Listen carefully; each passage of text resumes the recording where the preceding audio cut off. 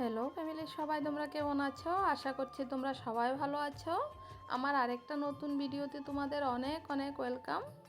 তো দেখো, আজকে আমি বানিয়েছি কাতল মাছ দিয়ে ফিশ ফিঙ্গার। তো চলো কিভাবে বানিয়েছি তোমাদের সাথেও শেয়ার করে দিচ্ছি। আমি প্রথমে মাছের পেটিগুলো আলাদা করে নিয়েছিলাম, পেটি দিয়ে বানাবো আজ। এগুলো অল্প নুন আর অল্প হলুদ গুঁড়ো দিয়ে আমি বয়েল করে নেব এটাকে। তো দেখো বয়েল করা হয়ে গিয়েছে, এখন একটা প্লেটে নামিয়ে নেব। আর এদিকে একটা কড়াইতে আমি তেল দিয়ে সরিষার তেল দিয়েছিলাম, পেঁয়াজ কুচি দিয়েছি, তারপর আদা রসুন পেস্ট দিয়েছি, অল্প কাঁচা লঙ্কা কুচি দিয়েছি, দিয়ে ভালো করে নেড়ে চেড়ে একটু গরম মশলা দিয়ে দেবো, হলুদ গুঁড়ো দেবো, একটু লঙ্কার গুঁড়ো দেবো। ভাজা ভাজা হয়ে গেলে আমি দেখো মাছগুলো আমি কাঁটাগুলো ছাড়িয়ে নিয়েছি,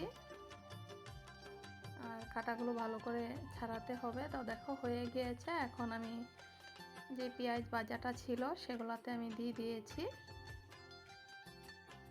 এখন পরিমাণ মতো একটু নুন দেব আর দিয়ে দেবো ব্রেড। আর এভাবে বানিয়ে খেয়ে দেখো, দারুণ টেস্ট হয় খেতে। বাচ্চারা তো ভীষণ ভালোবাসবে, কেননা এটাতে কাঁটা নেই। এখন অল্প আমি পটেটো ম্যাশার দিয়ে ভালো করে ম্যাশ করে নিচ্ছি, যেহেতু গরম ছিল। এখন আমি হাত দিয়ে আমি আঙ্গুলের শেপ দিয়ে দেবো, মানে ফিশ ফিঙ্গার যাকে বলে। তোমরা চাইলে গুলগুলো করেও বানাতে পারো, কিন্তু আমি এভাবে বানিয়েছি আজ।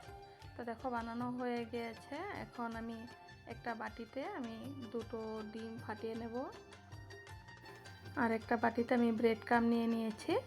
তো আমি ডিমে ডিপ করব, তারপর ব্রেড ক্রাম্বসে আমি কোট করব। সেম পদ্ধতিতে আমি দুবার করে করব এটাকে।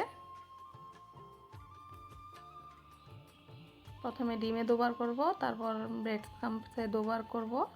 তো দেখো হয়ে গিয়েছে। এগুলো আমি ফ্রিজে আমি 1 ঘন্টার জন্য সেট হতে রেখে দেব। তো দেখো পুরো সেট হয়ে গিয়েছে। এখন গ্যাসের ফ্লেমটা আমি লো রেখে সবগুলো আমি ফিশ ফিঙ্গার ভেজে নেব।